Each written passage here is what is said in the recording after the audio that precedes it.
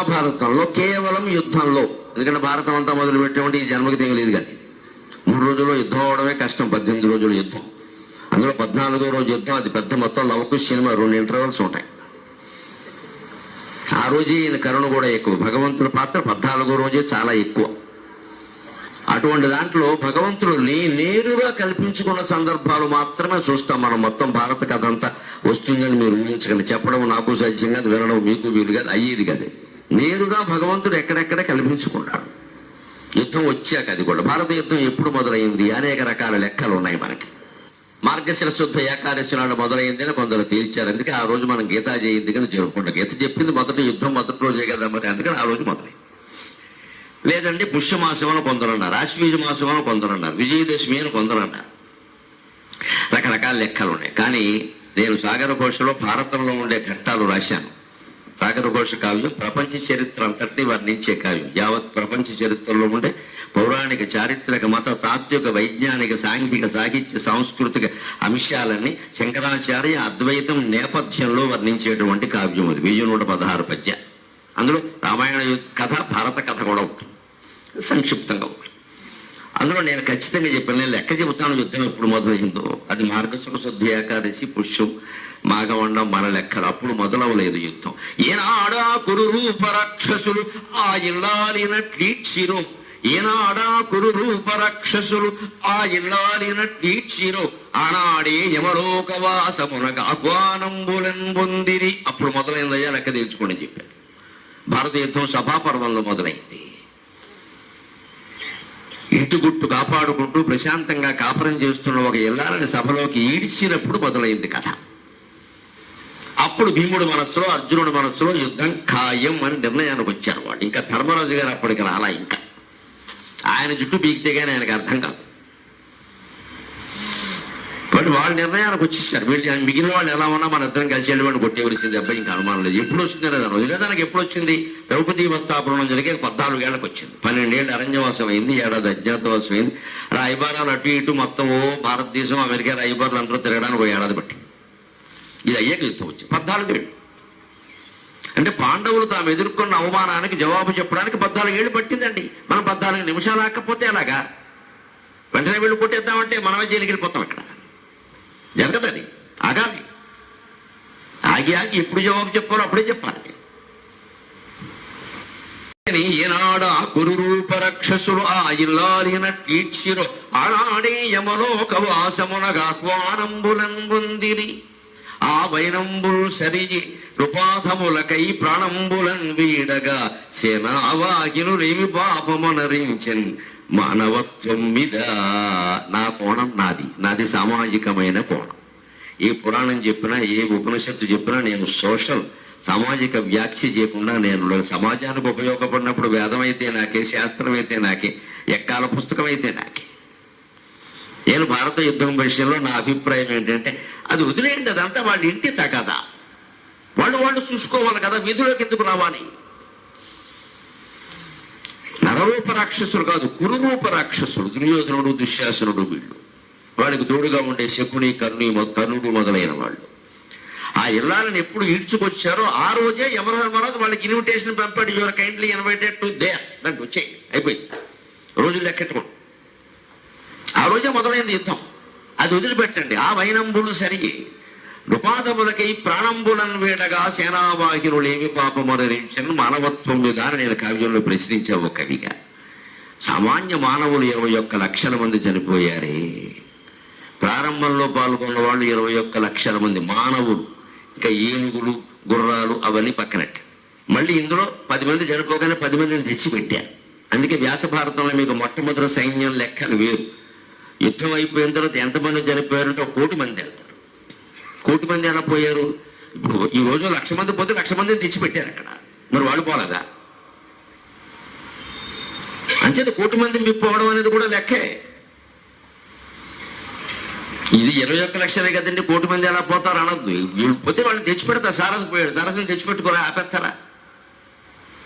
ఒకే ఒక్క రోజులో దుర్యోధనుడు సాధువులు 6 తెచ్చారు పాండవుల చేతులు. 6 సారథులు ఒకే రోజు పోయారు. తెచ్చిపెట్టుకోలేడు. దుర్యోధనుడు సారథ్యం చేస్తాడా?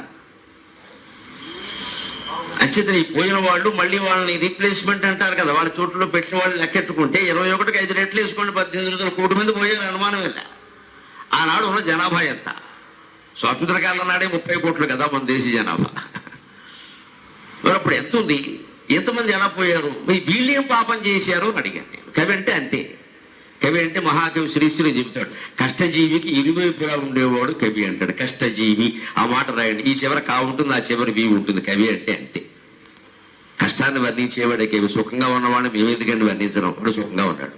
వాళ్ళే అందరూ సుఖంగా ఉండట్లేదు, మా బాధ అది. అంటే కష్టజీవి అంటే సైనికుడు, సామాన్యుడు. వాడెవడు ద్రౌపది చుట్టూ లాగలేదు. వీడికి పాండవుల కోసమో కౌరవుల కోసమో ప్రాణత్యాగం చేయాల్సిన అవసరం లేదు. ఇంత గొప్ప పాత్ర నిర్వహించిన కృష్ణ పరమాత్మను కూడా నేను ఒకటే ప్రశ్న వేశాను సాగర ఘోష కావ్యంలో. నువ్వు ఒకవైపు ఉంటావా? నారాయణ గోపాలులోని 10,000 మందిని అటు పంపిస్తావా? వాళ్ళంతా నీ వాళ్ళేనా? వాళ్ళతో మళ్ళీ ఈ కృష్ణ అర్జునుడే యుద్ధం చేశారా? ఇదేమి న్యాయం? తనకు ధర్మము వేరు గోపకులకు ధర్మము వేరవుని, తనకు ధర్మము వేరు గోపకులకు ధర్మము వేరవుని, పొంతన లేదా 10,000 సైనికులను అన్యాయంబుగా కౌరవింధన సంచాలిత మారణాగ్రలయుడిన్ ధనం విడిన్. అన్యాయంబుగా 10,000 సైనికులను అన్యాయంబుగా కౌరవింధన సంచాలిత మారణాగ్నులయుడిన్ దానం విడన్. దిక్కుమాలిన యుద్ధంబులు అమాయక ప్రజకు కల్పించన్ వృథా మృత్యువులు. మీరు కొట్టుకుంటాయా? సామాన్య ప్రజలు ఏం నేరం చేశారు అంటే, కుష్ఠుడు లాంటి వాడికి కూడా ఆ రోజు ఉండే రాజుల ఆచారాన్ని పాటించక తప్పలేదు. ఆ రోజు ఉండే క్షత్రియుల ఆచారం ఏమిటంటే, ధర్మాధర్మాలతో నిమిత్తం లేకుండా ఎదురు రాజు సైన్యం అడిగితే పంపించాల్సిందే, ఇంకో మాట లేదు. ఆ రోజు కూడా అన్యాయం. వాళ్ళు కొన్ని పద్ధతులు ఉన్నాయి. యుద్ధానికి రమ్మన్నా, జూదానికి రమ్మన్నా కాదని అనకూడదు. క్షత్రియుల్లో మాత్రమే. ఇప్పుడు క్షత్రియులు కదా, అప్పుడు అది పౌరుషానికి సంబంధించిన విషయం. అందుకే ధర్మరాజు వెళ్ళాడు అని కూడా అంటారే, పిలిస్తే రావట్లేదు, నువ్వేం రాజు అయ్యా అంట. అక్కడ న్యాయం ఉన్నా లేకపోయినా వెళ్ళాలంతే, ఒక సంప్రదాయం అది. ఆ సంప్రదాయాన్ని పాటించి పైగా దుర్యోధనుడు కూడా అప్పటికే వచ్చాడు. ఎందుకంటే అర్జునుడి కంటే ముందు వచ్చాడు. ఈయన కావాలనే తలకాయ ఇటు పెట్టుకుని ముసుగు కూడా వేసుకున్నాడు, కళ్ళకి గంటలు కూడా పెట్టేసుకున్నాడు. విమానాల్లో పెట్టినప్పుడు ఐ మాస్క్ పెట్టుకున్నాడు, కనపడకుండా. ఈయన కనపడద్దు. లేచాక ఏమన్నాడు దుర్యోధనుడు, బావా అనగానే, నువ్వు ఎప్పుడు వచ్చావండి? అతనికంటే ముందే వచ్చాడు. ముందుగా వచ్చింది ముందుగా అర్జును నేను చూచి 16,000 కాపురం చేశాడు. లౌక్యం ఒకటి చెప్పాలా? ఓ డైలాగ్ వేసాడు. ముందు వచ్చావా? కానీ నేను ముందు అర్జునుడు చూశానయ్యా అంటే ఏమన్నాడు ఇప్పుడు దుర్యోధనుడు?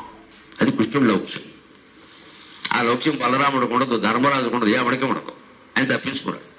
నాకు తెలియదయ్యా, మరి నా దృష్టిలో పడాలి కదా ముందు వస్తే. ఎందుకంటే వెధవా, నీకు భగవంతుడు అక్కర్లేదురా, నీ తల దగ్గర కూర్చుంటావు. వెళ్ళి వాడు పాదాల దగ్గర కూర్చున్నాడు, నా పాదాల దగ్గర కూర్చుని బాధపడేవాడికి నేను సాయం చేస్తాను, కానీ పొగరుగా నా తల దగ్గర కూర్చున్న వాడికి నేను ఎందుకు సాయం చేస్తాను రా? ఇది భగవాను వాచ, ఇది భగవాను వాచ. భగవంతుడు సాయం కావాలంటే ఆయన పాదాలకే చూస్తూ మనం అర్చన చేయాలి, కానీ నెత్తి మీద కాలంటే అర్చన చేస్తామా? పొగరు కాకపోతే. అది గ్రహించుకున్నాడు ఆయన, ఆ మాత్రం గ్రహించలేడు. అందుకని ఎవరికి సాయం చేయాలో ఆయనకు తెలుసు. అందుకని నువ్వు ముందు వస్తూ కూర్చుండొచ్చు, నేను ముందు అర్జునుడు చూశాను. సరే, దానికేమైనా బంధువులు అంటావా? ఏం తేడా లేదండి. అర్జునుడు బావమరి, దుర్యోధనుడు వియ్యకుడు. దుర్యోధనుడు కూతురు లక్షణ, ఆవిడని సాంబుడికి ఇచ్చారు. సాంబుడు కృష్ణుడు కొడుకు. అయితే వియ్యకుడు, బావమరిదంతా వియ్యకుడు, అంతే కదా. అంటే బంధువులున్న అంశమది బాయకరించి సహాయం ఇరువురు చెందుట పాడి మీకు చేసిన సైన్య విభాగము అందు మీకు తగుదానిగై కొనుడు అనగానే దుర్యోధనుడు సంబరపడుతున్నాడు. ఇప్పటికి నాకు భాగం కల్పించాడు, ఆయనకు భాగం ఇచ్చాడు, నాకు ఒక్కడికి వచ్చేస్తాడు అనుకున్నాను నేను. అప్పుడు మళ్ళీ చివరిలో ఇంకా పద్యం మిగిలిందిగా ఉత్పలమాల. అందుకని తిరుపతి వెంకటకవి ఇంకో మాట రాశారు. 2 భాగాలు చేశాను నేను. 10,000 మంది నారాయణ గోపాలు ఒకవైపు ఉంటారు, నేను ఒక్కడే ఒకవైపు ఉంటాను. మీకు తగుదానిగై కొనుడు. కానీ ఒక విశేషము బావా అన్నాడు. ఏమా విశేషము బావా అంటే కొంప మురిగింది. కోరుట బాలుని గొప్ప ముందుగా అన్నాడు. అర్జునుడు ఊరుకోవాలి ముందు అన్నాడు. ఎందుకంటే పొరపాటు దుర్యోధనుడు నువ్వు ఇటు రావాలంటాడేమో చచ్చిపోతాడు. నేను ఇరుక్కుపోయి, వాడికి ఇష్టం లేదు, ఆయనకి లేదు. ఈయనకి ఆ ఇష్టం లేని వ్యవహారాల నుంచి మనం ఎలా బయటపడాలి అంటే, మనకి ఏది ఇష్టమో ఆ పని చేసేలా అవకాశం వాడికి ఇవ్వాలి. దానికి వ్యాఖ్యానించాడు. బాలుడు అంటే ఏమిటయ్యా, అప్పటికి అర్జునుడికి పెళ్ళి 16 మంది పుట్టారు. ఇక్కడికి ఒక పెళ్లి కాదు 3 పెళ్లిళ్ళు అయ్యాయి. కానీ నీవు స్వతంత్రుడవు, అతడు అస్వతంత్రుడు అన్నాడు. రాజు అయ్యా నువ్వు, నీ నిర్ణయాన్ని ఎవరు కాదన్నారు అక్కడ. కానీ అర్జునుడు ఏమన్నా తేడాగా కొడితే ధర్మరాజు అక్షింతలు వేస్తాడు, భీముడు అక్షింతలు వేస్తాడు. కావాలని నిన్ను పంపిస్తే ఇలా చేస్తావా అంటారు. అంటే అస్వతంత్రుడైన వ్యక్తికి ముందు మనం ప్రాధాన్యం ఇవ్వాలి కదా. స్వతంత్రుడైన వ్యక్తికి నువ్వు ఎలా ఉంటావంటే ఏం మాట్లాడలేకపోయాడు. దుర్యోధనుడు నోరు మోయించడం ధృతరాష్ట్రుడికి, గాంధారుడికి, విదురుడికి, సంజయుడికి సాధ్యం కదా, ఒక శ్రీకృష్ణుడికి సాధ్యమైంది. అది భగవల్లీల అంటే. దుర్మార్గుడిని మనం మార్చొద్దండి, వాడి నుంచి ఎలా తప్పించుకోవాలో చూడాలంటే. దుష్టులకు దూరముగా ఉండము అన్నారు. దుష్టులను మార్చు మన పని కాదు అది. వాడిని మార్చడం మనకేం పని. దూరంగా ఉండాలి మనం. వాక్కుని ఎంతకాలం వాక్కుంటాడో వాక్కుని వాడు మాటల వల్ల వాడే పలచన అవుతాడు. మనం ఎందుకు వాడి నోట్లో నోరెట్టారు, మనకేం పని. దూరంగా ఉండమే. ఉపానం ముఖభంగోవా దూరతోవా విసర్జనం. ఎప్పుడు దుష్టులతో పోరాటం ఒకలాగే ఉంటుందట. కంటకానాం కళానాం ద్విధైవ ప్రతిక్రియ ఉపానం ముఖభంగోవా దురతోవా విసర్జనం. కాలిలో గుచ్చుకున్న ముందుకైనా దుర్మార్గుడికైనా ఒకటే శిక్ష, ఒకటే పద్ధతి, ట్రీట్మెంట్. ఎటువంటిది అంటే కొట్టగలిగితే చెప్పు తీసి కొట్టు, అవకాశం లేకపోతే నువ్వు దూరంగా తప్పు. కుక్క మురిగింది అని మనం మురుగుతామా, పక్కకి వెళ్ళిపోతాం. మనం మురిగితే మనము కుక్కే అవుతాం. కుక్క మురిగి మురిగి మురిగి బాగా మురిగింది అనుకోండి, చివరికి పిచ్చి కుక్కను భావించి ఎవడో కాల్ చేస్తాడో చెనుదిరిపోతుంది. మురగనవడమే బాగా, మనం జవాబు చెప్పకూడదు. ఇప్పుడు కుక్కలు మురుగుతాయి, సింహాలు గర్జిస్తాయి, అవి మరగవు కుక్కతో సమానంగా. అంటే దుర్యోధనుడు నోరు మోయించాడు. అందుకని ఆయన కూడా ఆనాటి ఆచారాన్ని పాటించి సమాన భాగాలు చేయాల్సి వచ్చింది. 10,000 మంది గోపకులను పంపించాడు. మరి కవిగా నాకు బాధ అనిపించింది, ఏమిటి పరమాత్మ నువ్వు కూడా ఇలా చేసావు. ఆ నారాయణ గోపాలుని చంపడం అర్జునుడికి చాలా కష్టమైంది. వాళ్ళంతా యాదవులు, చాలా బలమైన వాళ్ళు. యాదవులు చాలా బలవంతులు. వాళ్ళు వాళ్ళ చేతుల్లో చావాలి కానీ ఇంకోళ్ళ చేతుల్లో చావరు వాళ్ళు. అది కృష్ణుడే అన్నాడు ఆ మాట. వాళ్ళని పంపించాడు. చివరికి సంక్షప్తకులు అన్నారు వాళ్ళు. సుశర్మ సైన్యం కొంత కలిసింది అందరూ. వాళ్ళని చంపడానికి 18వ రోజు కూడా యుద్ధం చేయాల్సి వచ్చింది అర్జునుడు. 18వ రోజు కూడా భీష్ముడు, ద్రోణుడు, కర్ణుడు, శల్యుడు పడిపోయాక కూడా వాళ్ళు మిగిలారు, ఇంకా మేము ఉన్నామని. అలాగే ఈ అర్జునుడు వారికి నియమం ఏమిటంటే, ఆయన ఏదో ఒక కర్ణుడితోనో ఎవరితోనో పోరాడదామని వెళుతుంటే ఇక్కడ ఎవడన్నా వచ్చి ఇటు రావయ్యా అంటే వెళ్ళిపోతాడు. అదొక నియమం వీరికి. పనికిమాలిన నియమాలు కొన్ని ఉన్నాయి ఇక్కడ. అసలు నువ్వు లక్ష్యం పెట్టుకున్నావు అటు వెళ్ళాడు. ఇటు ఎవడన్నా ఒక కోడిపుంజి అట్టుకు వచ్చి కోడి పందాలు ఆడదామంటే ముందు వీడి సంగతి చూస్తాడు. నువ్వు కోడి పందాలు ఆడుతూ కూర్చొని అవతల సమయం అంతా వృధా అయిపోయింది. అందుకే తిక్క శంకర అయ్యానది. ఈ తిక్కలన్నీ చదువుకుంటూ వచ్చాడు ఆయన. సారథ్యం చేస్తూ వాళ్ళు అలా అటు పద, వీడు అటు పద. ఎందుకంటే సమయం పార్థ మహాభాగో కాలో నాట్యయతే అంటాడు. 14వ రోజు యుద్ధం చేస్తుంటే ఈయన ద్రోణాచార్యులు ఎదురవుతాడు అర్జునుడికి. గురువు అనే గౌరవం ఒకటి, గురువుతో యుద్ధం చేసి గెలవాలనే సరదా ఒకటి. యుద్ధం చేస్తే 1:30 పోయింది, ఇదేమన్నా సినిమాయా అంటాడు ఆయన. ఏ గురువుతో యుద్ధం చేస్తావు పని, ఆయన అవుతుందా? ఆయన చేస్తాడు నీ చేతుల్లో. ఎందుకంటే ఆయన చదువు దుష్టోద్యముడి చేతుల్లో ఉంది. అదంతా కృష్ణుడికి తెలుసు, అర్జునుడికి తెలియకపోవచ్చు. ఎందుకు ద్రోణాచార్యతో పెట్టుకుంటావు, నువ్వు గెలవగలవా అని ఏమంటాడు. అర్జున సమయం అయిపోతుంది. అప్పట్లో ఉన్న గడియారం మీద చూపించే సమయం అయిపోతుంది. 4 అయింది, 5:30లోగా సైంద్రుడిని చంపుతారు. నువ్వే నీ ఇష్టం పద్యాలు పాడేవి. ఇక్కడ 6:30 శృతీసి ఎవడు చంపుతాడు? నువ్వు ఇక్కడ ఈ ద్రోణాచార్యంతో ఏమో తాంబూలం, సంభావన, సత్యనారాయణ కథ పెట్టు కూర్చుంటావు ఇక్కడ. ఈయన వదిలే అంటే ఈయన సలహా విని అర్జునుడు తెలివిగా గురువుకు నమస్కారం చేసి, గురువు భవాన్ నమే శత్రువు, అయ్యా మీరు గురువును, నేను మీకు శత్రువును కాదు, మీ చేతిలో ఓడిపోయినా మంచిది. అసలు మిమ్మల్ని గెలవడం 3 లోకాల్లో ఎవరికైనా సాధ్యం అవుతుందా అన్నాడు. గురవః ప్రత్యక్ష స్తుత్యాహ అంటారు. గురువుని ప్రత్యక్షంగానే పొగడొచ్చు. ఆయన చాలా ఆనందిస్తాడు. అందుకని వెంటనే Arjuna gate way of India అని చెప్పాడు. ఇది వాడిని పడగొట్టే విధానం. అంతేగాని ద్రోణాచార్యులతో యుద్ధం చేస్తే 3 రోజులు పడుతుంది, సైంధవుడు చేస్తాడా? ఒక లక్ష్యాన్ని సాధించాలి అనుకుంటే ఒక ప్రణాళిక వేసుకోవాలి. ఆ ప్రణాళిక ప్రకారం వెళ్ళాలి. కానీ 6 వరకు లక్ష్యం పెట్టుకుంటే నువ్వు 5 వరకు ఇక్కడ పేకాడుతూ కూర్చుంటే అది ఎలాగా? ఇదంతా మీకు భారత యుద్ధంలో ఉంటుందండి. మన జీవితంలో ఏ పనికి ఎలా పెళ్లికి కూడా, ఇంట్లో శుభకార్యానికి కూడా ఎలాంటి ప్రణాళిక వేసుకోవాలి. ఒక నెలలో అమ్మాయి పెళ్లి ముహూర్తం పెట్టుకున్నాం. ఎంత ఈవెంట్ మేనేజ్మెంట్ ఎవరిని పెట్టినా మన పని చాలా ఉంటుంది కదా. దానికి ఓ నెలల నుంచి ప్రణాళిక వేసుకుని ఈ రోజు ఈ పని చేయాలి, ఈ రోజు ఈ పని చేయాలి, భార్య భర్త కూర్చొని కాగితం మీద రాసుకుని ఇంచుమించుగా దాని ప్రకారం చేసుకుంటూ పెడితే కొన్ని పనులు ఆగినా కొన్ని పనులు నడుస్తాయి. ఏ రోజుకి ఆ రోజు ప్రశాంతంగా కూడా అమ్మయ్య బాజా భజంత్రుల వాళ్ళకి చెప్పేశాం, పురోహితుల వారికి చెప్పేశాం, డెకరేషన్ వాళ్ళకి చెప్పేశాం, అప్పులు ఉన్న వాళ్ళని ఇప్పుడే అడగద్దని చెప్పేశాం, అయిపోయింది. ఇప్పుడు ఉంటాయి కదా, లేదా అప్పుడు వాడు వచ్చి కూర్చుంటే అలాగా పెళ్లి పందిట్లోకి అప్పులు వాడు అల్లుడికి అనుమానం వస్తుంది, ఇంక ఈయన అప్పులు ఎవరో నాకేమిస్తాడు, బాబు నువ్వు ఇప్పుడు రా 16 రోజులు పండగ అయ్యాక రా అని చెప్పాలి. అప్పుడు వచ్చాక ఏమనాలి, చెప్పకర్ర మిగిలే ఇంకేమి ఇవ్వమంటామని చెప్పాలి.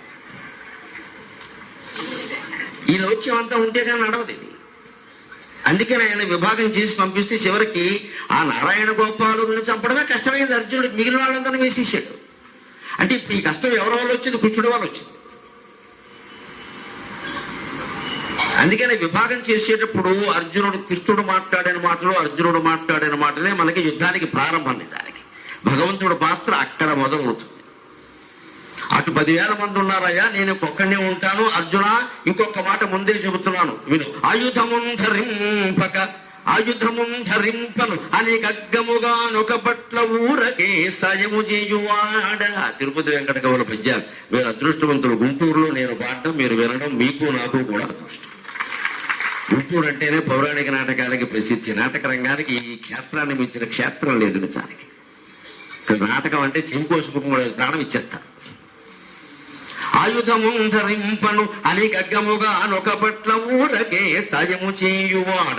పెరుసన్ నన్ను పిమ్మట ఎగులాడినన్ దొయిలి యొగ్గుదు నిజము తొల్తవచించితి కోరుకొమ్ము నీకే యది ఇష్టమో కడమ ఈతని పాలగు పండునందనా.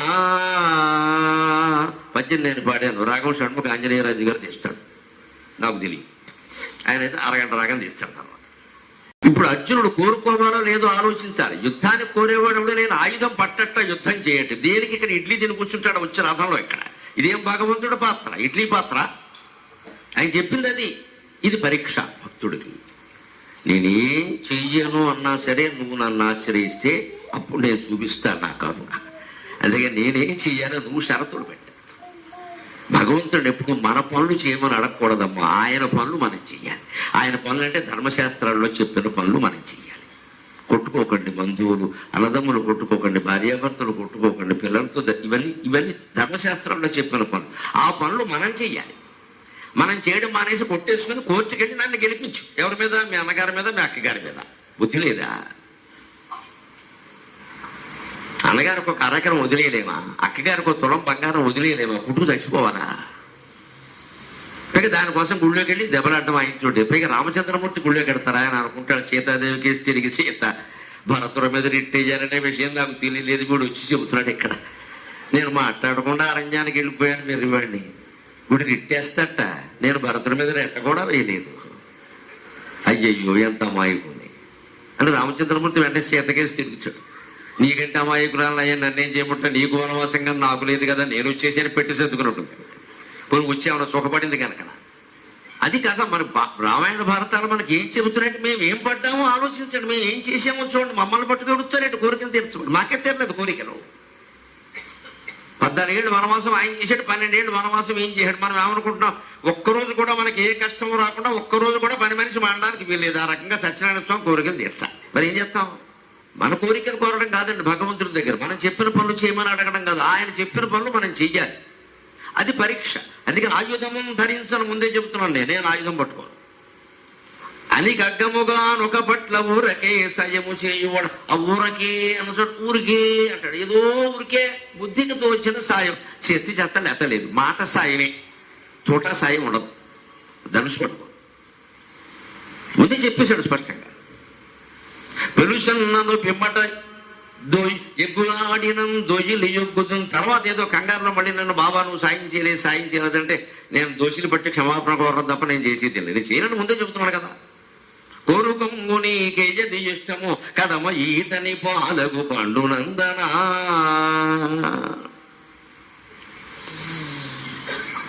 ఎందుకు ఈ మాట చెబుతున్నాడు? ఇక్కడే మనం తిక్కన గారి పద్యం గుర్తు చేసుకోవాలి. భగవంతుడి పాత్ర అంటే భగవంతుడి పాత్ర నిజానికి ఉద్యోగ పర్వంలో సంజయ రాయబారంలో హెచ్చరికగా మొదలైంది. మీ ఊరుకున్నా నేను ఊరుకోనయ్యా అని చెప్పాడు భగవంతుడు. మొత్తం సమాజానికి గొప్ప సందేశం ఉంటుంది ఆ పద్యంలో. తిక్కన గారి పద్యం అది. సంజయ రాయబారంలో చెబుతాడు అన్నమాట. ఏమిటయ్యా, ఏమి రాయబారానికి వచ్చావు? వాళ్ళు రాజ్యం ఇచ్చేలా లేరు, కానీ మీరు యుద్ధం చేయకుండా చెప్పడానికి వచ్చావు ఇక్కడికి సంజయ్. నీకున్న తెలివితే ఎట్లా వాడికి లేవనుకుంటావా? ఏ ధృతరాష్ట్ర మహారాజు ఆయన కళ్ళు లేవు కానీ అన్నీ ఉన్నాయి. మా వాళ్ళు వెర్రివేద వల్ల కనపడుతున్నారు. ఇక్కడ రాజ్యం ఎవరా? ఏం మాట్లాడడానికి వీల్లేదా? ఎందుకంటే వీళ్ళు శాంతికాముకులు శాంతిగా ఉంటూ ఉండవు, అశాంతిగా ఉన్నవాడు రెచ్చిపోతూ ఉంటాడు. ఏం లోకుగా ఉన్నావా? ఒక్క మాట భీష్మద్రోణులకి గురుకృపా అశ్వత్థామలందరికీ నా మాటగా చెప్పు సంజయ. సారపు ధర్మము విమల సత్యము పాపము చేత బొంకుచే పారము చెందలేక చెడబారినదైన వ్యవస్థ దక్షునివారరుపేక్ష చేసిరి అది వరద చేటకు గాని ధర్మ నిస్తారకమయ్యు సత్య శుభదాయకమయ్యును దైవముండెడి. యదా యదా హి ధర్మస్య గ్లానిర్భవతి భారత అభ్యుత్థానం అధర్మస్య తదాత్మానం సృజామ్యకం. ఆ శ్లోకానికి అనువాదం లాంటి పద్యం ఇది, వ్యాఖ్యానం ఇది, అనువాదం కాదు నిజానికి. తిక్కన గారు రాసిన అద్భుతమైన పద్యం. ధర్మం చెడిపోతుంది, అధర్మం వృద్ధి చెందుతుంది, సత్యం బలహీనపడింది, అసత్యాలు ప్రచారం అవుతున్నాయి. ఎవడు మాట్లాడ్డా? మనకెందుకు ఏమిటండి? దేశానికి పట్టుకున్న జబ్బు క్యాన్సర్ కంటే గొప్ప జబ్బు మనకెందుకు? మన ఇంటికి మన పంపకు నిప్పట్టుకునే వరకు మనం చిన్న కామెంట్ పెట్టడానికి కూడా అబ్బో మనం ఆలోచించేస్తాం, మనం కేసు పెట్టేస్తారేమో, గొప్పలు అడ్డుకుపోతాయి. ఇక్కడ నీ అభిప్రాయం నువ్వు చెప్పడానికి చెప్పం, భయం మనకి. దుర్మార్గులు చెప్పేస్తూ ఉంటారు, వాళ్ళు రెచ్చిపోతూ ఉంటారు. కనీసం కర్రేసికి వెళ్ళకపోగా మాట కూడా మాట్లాడడం, వీధిలోకి వెళ్ళి అయ్యో ఆ ఇంట్లో అన్యాయం జరిగింది ఇలా మాట్లాడమండి. మనం అసలు మనకెందుకు. ఆ వాత ద్వాపర యుగంలో పెట్టాడు కృష్ణుడు.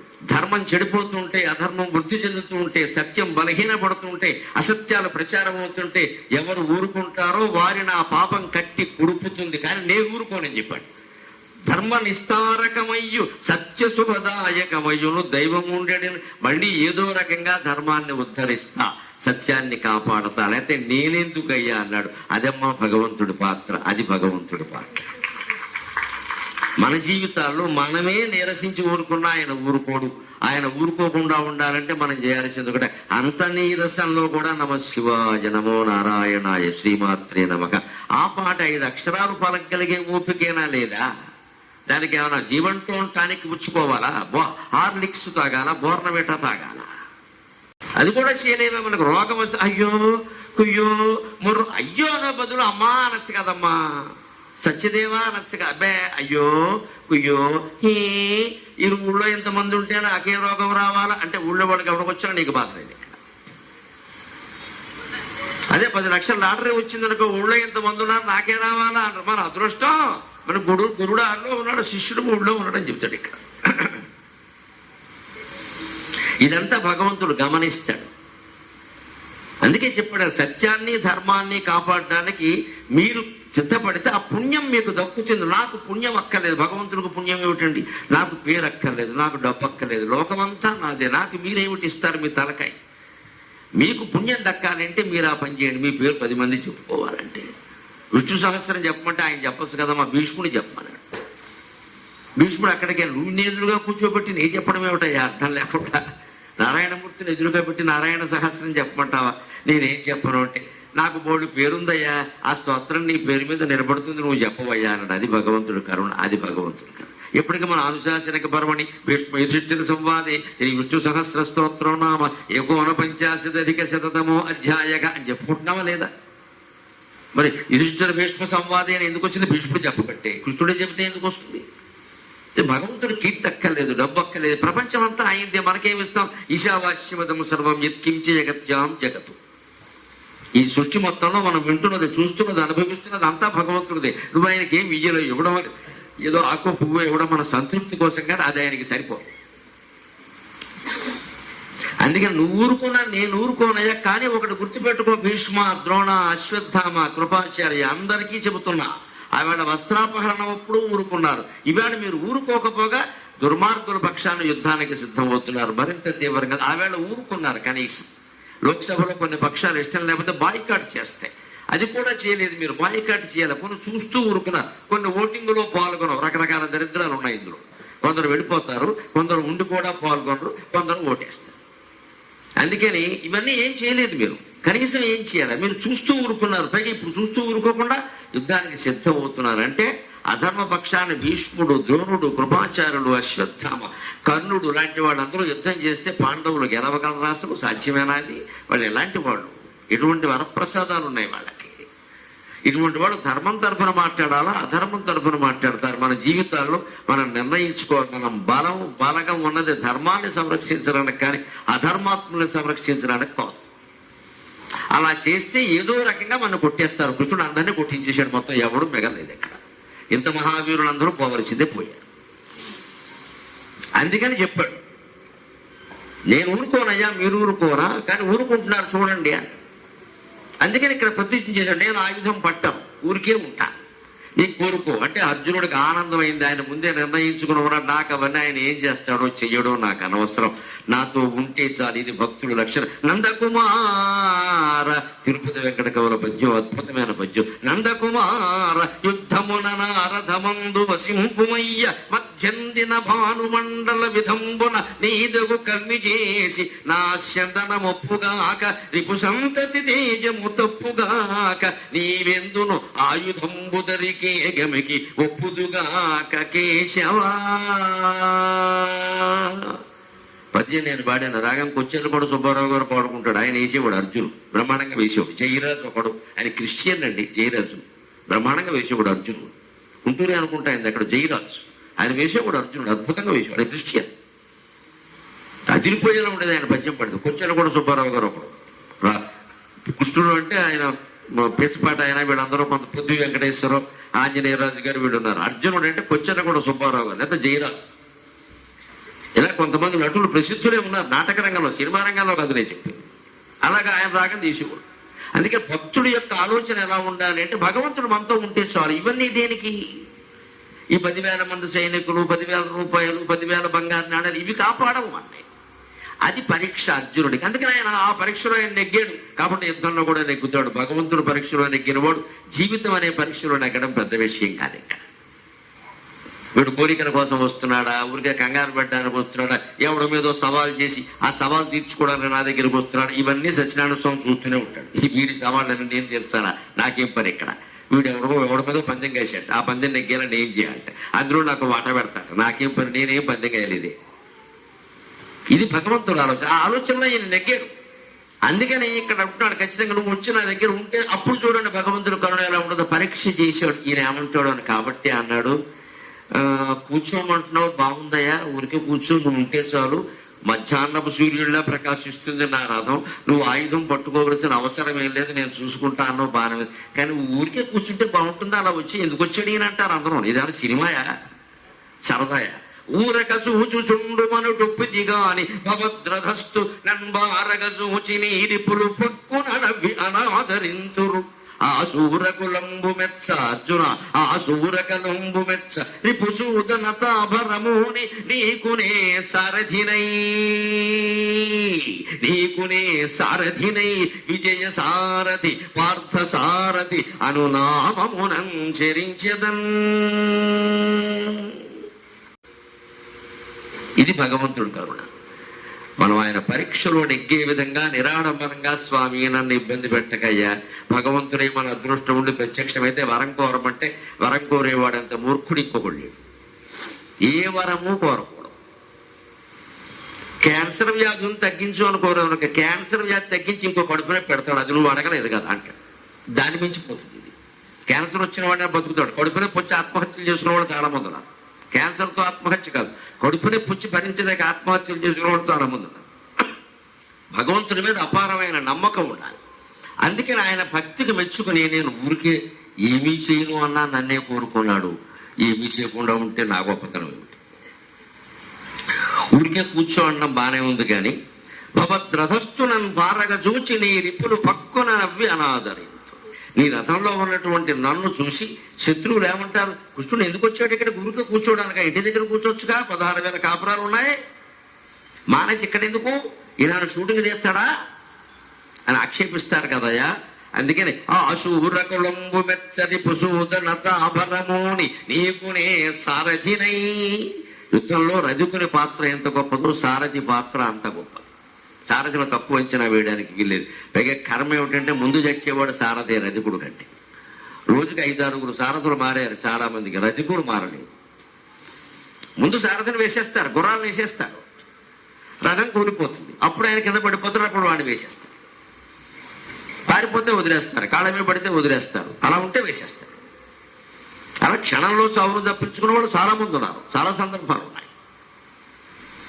వ్యాసభారతం 18 పర్వాలు భగవంతుడి దేవల్ల మొత్తం యుద్ధ పర్వాలు సౌప్తిక పర్వంతో కూడా పూర్తిగా చదవగలిగితే యుద్ధ పర్వాలన్నీ ఒళ్ళు గగురు పొడిచింది. నాకు ఇన్ని విశేషాలు ఉన్నాయా, ఎప్పుడెప్పుడు చెబుదాం అనుకున్నా. సత్యనారాయణ గారు ఫోన్ చేసి మా దగ్గర 3 రోజులు చెప్పండి అన్నారు. టాపిక్ పెట్టుకోండి, భారత యుద్ధంలో భగవంతుడి పాత్ర అని ఇచ్చాను. ఈ అంశం మీద ఇదివరకు నేను మాట్లాడలేదు, మళ్ళీ మాట్లాడే పని లేదు, ఇది ఇక్కడే అంతే లెక్క. ఎందుకంటే చదివి ఉన్నాం గ్రంథం, ఒళ్ళు గగురు పొడిచింది నాకు. ప్రతిరోజు ఇన్ని విశేషాలు ఇవి చెప్పాలి కదా. పల్నాటి సీమ యుద్ధానికి క్షేత్రమైన గుంటూరులో చెప్పకపోతే ఎక్కడ చెబుతాం గురించి. అందుకని పల్నాడులోనే చెబుతాం మనం వెళ్ళి అని చెప్పి ఆయన అడగానే ఇది పెట్టండి, అసలు వినలేదండి బాబు ఇప్పారన్న, మీకు ఎందుకు పెట్టండి నేను చూసుకుంటాను. అందుకని ఇక్కడ ఆయనకి కరుణ కలిగింది. అందుకంటే ఊరికే కూర్చుంటే ఏం బాగుంటుందయ్యా, నేను సారథ్యం చేస్తాను అన్నాడు. వెంటనే ఈయనకి చాలా ఆనందం ఇది, అడగకుండా వచ్చిన వరం ఇది. అంచేత భగవంతుడే ప్రత్యక్షమైతే మనం కోరాల్సింది ఏమొద్దు, నాకు తెలియదు, నన్ను కాపాడు అంతే. ఈ జీవితం సుఖంగా గడిచిపోతుంది సార్, నన్ను కాపాడు అంటే ఆరోగ్యంలోనూ కాపాడుతాడు, ఐశ్వర్యంలోనూ కాపాడుతాడు, అపనిందల్లోనూ కాపాడుతాడు, విజయంలోనూ అపజయంలో అన్నిటా కాపాడుతాడు, బాధల్లోనూ కాపాడుతాడు, సుఖాల్లోనూ కాపాడుతాడు. ఎవరు మంచోనికి వచ్చినా వాడిని రాపాడుతాడు, వాడిని కాపాడుతాడు, అనుమానం లేదు ఇక్కడ. ఆ కాపాడమని ఒక కోరిక కోరాలి కానీ దీని నుంచి అది దాని నుంచి ఇది అనేది డాక్టర్ గారు మందులు రాసినట్టుగా తలనొప్పి మందులు వేరు, కడుపు నొప్పి మందులు వేరు అని కోరికలు కొడితే తలనొప్పి తగ్గుతుంది, కడుపు నొప్పి వస్తుంది. ఏం చేస్తాం? అన్నిటికీ ఒకటే కోరిక, చింత తెలుసు మా సర్వరోగ నివారణ. నాకు తెలియదు, నన్ను కాపాడు. నేను గుళ్ళోకి వెళ్ళి అడిగేది అది, నాకు తెలియదు, నన్ను కాపాడు. నాకు 2 గంటలు మైకి ఇచ్చాను, నేను వాగుతాను, నువ్వు చూసుకో మిగిలినవన్నీ. చూసుకుంటాడు ఆయన, 30 ఏళ్ళుగా చూసుకుంటాడు. నేను చెప్తాను నాకు వచ్చింది ఏదమ్మా, నాకు అది ఏం తెలుసు కనుక నాకు తెలిసిందే చెప్తాను నేను, నువ్వు చూసుకో. ఆ నమ్మకం ఆయన కలగాలి. అందుకని ఇప్పుడు అర్జునుడు చాలా ఆనందంతో సంతోషంగా ఉంటాడు. సారథి అంట వేదముల సారము శౌరీ. తిరుపతి వెంకటగౌరు ఇలాంటి పద్యాలతో ఊపేశారు ఆంధ్రదేశాన్ని మొత్తం. సారథి అంట వేదముల సారము శౌరి తదంగ్రి భక్తి చెన్నారెడు క్రీడిత రతికుడౌనట చిందము విల్లు తేరును వారువముల్ మరింది విజమర్గము సంగిన వంట. చిందము విల్లు తేరును వారువముల్ మరింది విజవర్గము సంగిన వంట. అస్త్ర విస్తార గురులు శివాదులట, సంగరమందు ఎవడాగజాలెడిన్. మన జీవితానికి కృష్ణుడిని సారథిగా ఉండమని కోరాలమ్మా. మనం భక్తులమైతే అంతే. నాకేమొద్దు, నా జీవితం నువ్వు నడిపించు, నీకు అప్పగించాను చాలు. నువ్వు ఏది ఇస్తే అదే ప్రసాదం, నువ్వు దుఃఖం ఇస్తే దుఃఖం, సుఖం ఇస్తే సుఖం, అదే ప్రసాదం. ఏదైనా భగవత్ ప్రసాదాన్ని మనం కాదని అనం కదా. అదే అప్పులు, అదే ఆస్తులు, అదే సంసారం, అదే కష్టాలు, అదే సుఖాలు, అదే అన్నీ అవే ఉంటాయి. ఇంతకంటే నేనే వాడగా నువ్వు నడిపించు చాలు. నువ్వు ముందుంటే కష్టం కూడా సుఖంగానే ఉంటుంది కదా, ఆ నమ్మకం ఉండాలి.